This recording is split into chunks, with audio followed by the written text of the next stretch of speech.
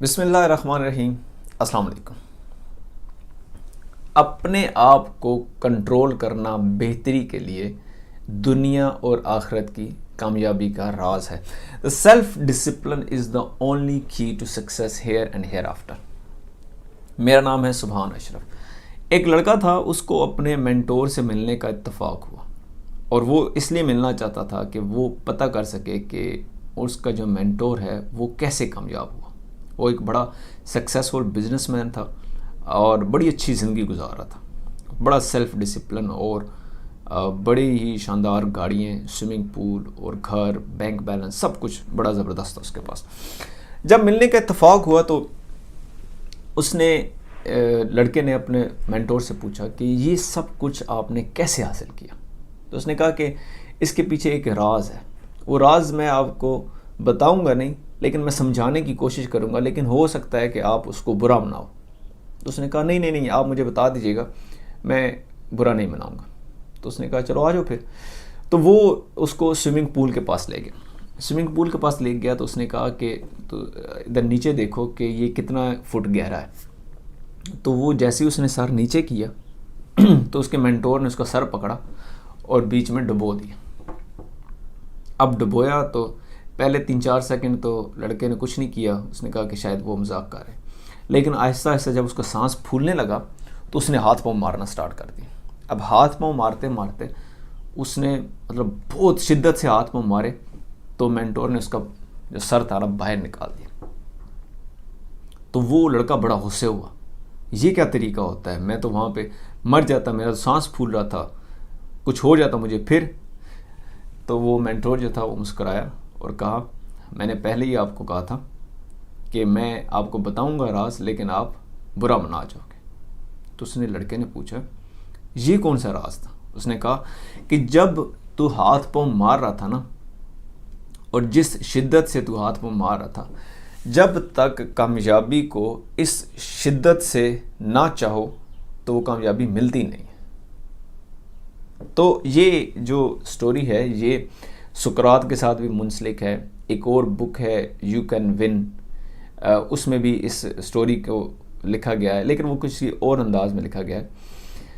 تو لیکن اس سٹوری میں جو مقصد تھا وہ کہنے کا یہ تھا کہ جب تک آپ کامیابی وہ دنیا کی ہو یا آخرت کی ہو، جب تک آپ اس کے لیے شدت سے ہاتھ پاؤں نہیں مارتے نا، تو یہ کامیابی مل نہیں سکتی۔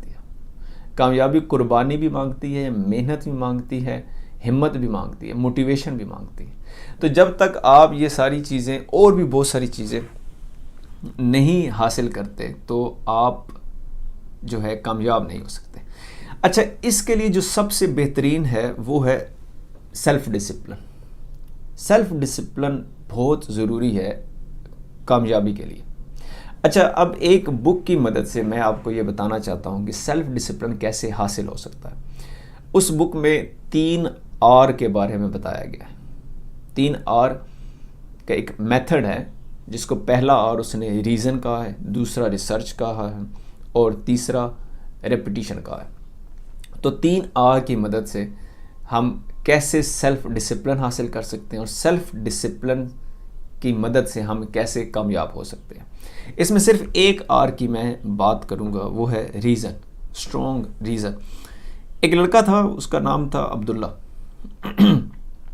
وہ اپنی ارلی 80s 90s میں زندگی گزار رہا تھا، ٹین ایجر تھا، اور اس کا باپ نہیں تھا، باپ اس کا مر چکا تھا۔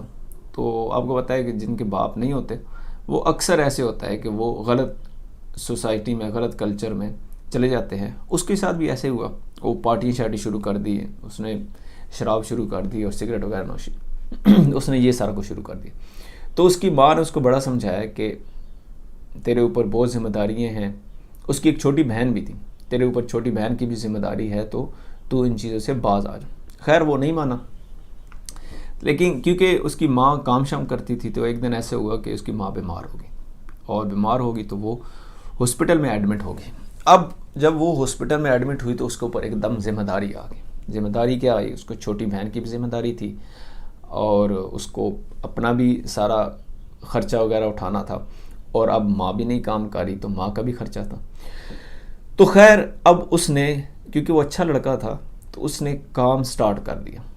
اب وہ صبح اٹھتا، بہن کو دیکھتا، اس کو کھانا پینا کرتا، اور پھر آہستہ آہستہ اس نے جب کیونکہ پیسے ختم ہونا شروع ہو گئے تو اس نے کام بھی سٹارٹ کر دیا. لیکن اس کی محنت کے باوجود اس کی ماں جو تھی وہ فوت ہو گئی. اب وہ بہت رویا، لیکن اب اس کے پاس ایک چھوٹی بہن تھی اور ایک وہ خود تھا. تو آہستہ آہستہ اس نے، جس دن وہ رویا، جس دن اس کی ماں مری، اس دن اس نے ڈیسائیڈ کیا تھا کہ اب سے میں اپنی زندگی بدلوں گا. اس نے ویسے ہی کیا، ایک جاب سٹارٹ کر دی. صبح کالج کی طرف جاتا، صبح کالج میں پڑھتا تھا، ایک جاب سٹارٹ کر دی. اسی طرح 2 جابیں کی، 3 جابیں کی، اور اپنی لائف کو بیٹر کرنا سٹارٹ کر دیا. اور ایک وقت آیا کہ اس نے اپنی بہن کی شادی وغیرہ بھی کرا دی، اور وہ ایک کامیاب انسان بن گیا. لیکن دیکھیں اس میں جو سٹوری تھی نا، سٹوری کا یہ جو بتانے کا مقصد تھا وہ یہ تھا کہ جب بندے کے پاس ایک اسٹرانگ ریزن آ جاتی ہے نا تو پھر بندہ کام کر لیتا ہے. اب ہمارے پاس بھی اسٹرانگ ریزن ہونی چاہیے. یہ سٹوری بڑی عام ہے، آپ نے دیکھا بھی ہوگا کہ بڑے بھائی اکثر وہ قربانی دے رہے ہوتے ہیں اور کام کاج کر رہے ہوتے ہیں، زیادہ کام کاج کر رہے ہوتے ہیں تاکہ چھوٹوں کو بھی پڑھانا ہے، ماں باپ کا بھی خیال کرنا ہے. یہ آپ نے اکثر اپنے ارد گرد یہ سٹوری دیکھی بھی ہوگی. اس سارے کے پیچھے جو یہ لوگ یہ سارے کام کر رہے ہوتے ہیں، اس سارے کے پیچھے ایک چیز ہوتی ہے، اس کو کہتے ہیں ریزن. اسٹرانگ ریزن ہوتی ہے ان کے پاس، اور وہ اسٹرانگ ریزن ان کو سیلف ڈسپلن سکھا دیتی ہیں. اب سوال یہ ہے کہ ہمارے پاس کیا کوئی اسٹرانگ ریزن ہے؟ اگر آپ کے پر یہ چلے اتنا برا ماحول نہیں ہے یا اتنے برے حالات نہیں ہیں آپ کے، تو کیا اس کے علاوہ بھی ہمارے ساتھ کوئی اسٹرانگ ریزن ہے؟ تو جی بالکل ہے. میں اسی بک کی ہیلپ سے میں یہ بھی بتانا چاہتا تھا کہ ہم یہاں پر کیا اسٹرانگ ریزن ہے، مطلب دنیا میں، اور آخرت میں ہمارے پاس کیا اسٹرانگ ریزن ہے، تاکہ ہم یہ ریزن ڈھونڈیں اور ہم سیلف ڈسپلن انسان بنیں اور پھر ہم کامیاب انسان بنیں.